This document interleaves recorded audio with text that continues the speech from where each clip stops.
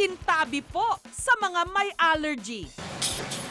Dahil ang ihahain namin sa inyo ngayon, nakakatakam, paborito ng marami.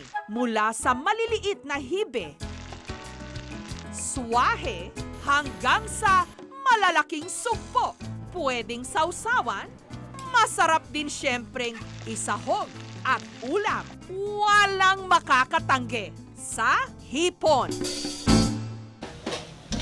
Ang 70 anyos na si Mang Victor, 35 taon ng hipon ang negosyo for export sa Japan at China mula sa kanyang palaisdaan sa Orani, Bataan.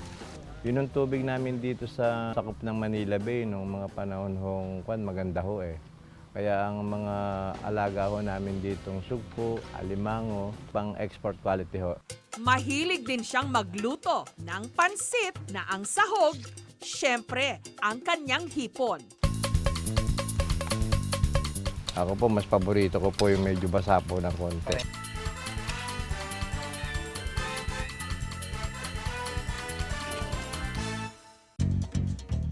Harap, iba yung lasa sa mga natikman kong pansit. Kitang-kita mo yung kakuanan ng hipon saka yung mga sahog niya. Sanay din daw mamundok si Mang Vic at doon na niya natutunan ang pagluluto ng hipon gamit ang buho o kawayan. Pag niluto sa buho, iba ho yung lasa ng sabaw ho nun. Pati ho yung katas ng buho, malalasahan nyo. Nilagari ang buho. Inilagay dito ang mga sangkap na hipon. Sampalok, sibuyas, kamatis, sili. Nilagyan ng asin. Medyo dadagdagan po natin ng tubig. Tinakpan ng dahon ng saging. Kaya namin nilalagyan ito para pagkubulo, hindi ho tumatapon. Ginatungan ng buho. Nung kumulo, hinango.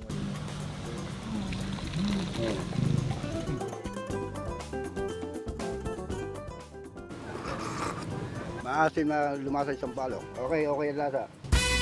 Ang restaurant na ito sa Malolos, Bulacan, ang kanilang ipinagmamalaki, adobong hipon.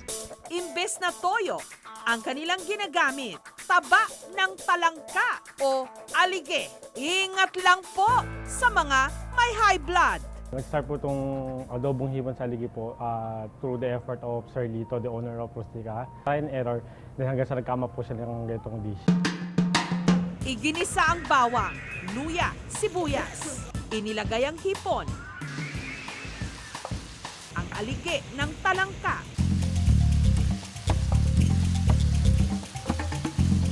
At bell pepper. Nilagyan ng kaunting paminta, asin. Imbis na suka po, kalamansi yung linagay. Kaunting chicken stock para sa sabaw. Hinayaang kumulo. Pagkalipas lang ng 5 minuto, heto na ang adobong hipon sa alige. Masarap. Nagbe-blend yung hipon dun sa alige, dun sa ingredients ng adobo. Sa Albay, Bicol, ang putahe ng hipon ng mga uragon, perfect daw ngayong tag-ulan. Ito ang ginarep. Ayon kay Milet, ang recipe nito, pamana pa raw ng kanilang mga kanununuan. Masarap daw yun. Narinig ko yun sa mother ko. Gumawa ako. Para gusto kong matikman. Dahil marami silang tanim na mais, ito ang pamalit ng mga taga-Albay sa kanin. Sinasabawan nila ang mais na sinasahugan ng hipon na sagana rin sa kanilang lugar. Naggisa ng sibuyas at bawang, idinagdag ang hipon. Nilagyan ng tubig. Inihalo ang ginadgad na murang mais. Mas maganda yung young corn dahil mas madali siyang lumapot at saka lumambot. Tinimplahan ng asin at seasoning at para mas maging malasa, dinagdagan pa ng gatas. Nung kumulo, nilagyan ng malunggay. Lasang-lasa talagang hipon. Yung mais ang lambot, malapot, matamis-tamis, masarap talaga. Sa mga shrimp lover dyan, siya, Heaven para sa inyo ang restaurant na ito sa Makati. Ang kanilang specialty, samut-saring shrimp dishes. Ang kanilang Shrimpers Heaven, hindi lang isa, hindi lang dalawa, hindi lang tatlo, kundi apat na klase ng luto ng hipon. Tempura, fried shrimp, coconut shrimp, at grilled shrimp. Meron din silang tinatawag na ping-pong shrimp o hipon na binalot sa breading at nilagyan ng maanghang na sauce.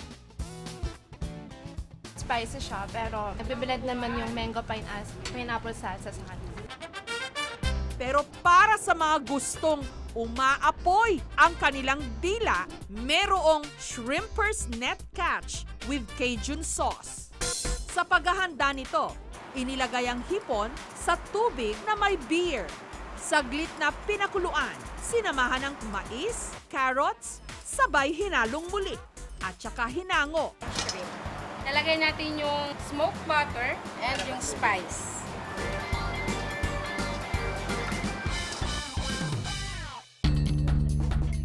The Cajun flavor, it's really good because I love spicy food. Isa pa sa mga best seller, ang I'm Stuffed Shrimp. Binalatan muna at ibinutterfly o hiniwa na parang paru-paro ang hipon. Lalagyan natin siya ng gremolata butter, Pinaghalo-halo ang hinimay na hipon Spice, garlic, parsley, mayonnaise. at laman ng alimango.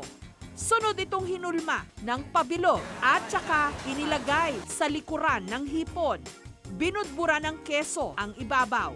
Ibinake sa loob ng 7 minuto. Nung naluto, sinamahan ng garlic bread at kanin. Ang restaurant na ito, inspired ng award-winning movie na Forrest Gump. Now, Bubba told me everything he knew about shrimping, but you know what I found out? Shrimping is tough. Sa pelikulang ito, hipon ang nagpayaman sa bida. Kaya sa hipon din mayaman ang restaurant na ito. Pumapasok sila dito kasi na-amaze sila dun sa interiors, and then yung mga hindi naman nakakapanood, they started to watch the movie, and then para ma-connect nila yung movie dun sa food. How do we love our hipon? Let us count the ways. Siguradong hindi kayo mauubusan. Enjoy!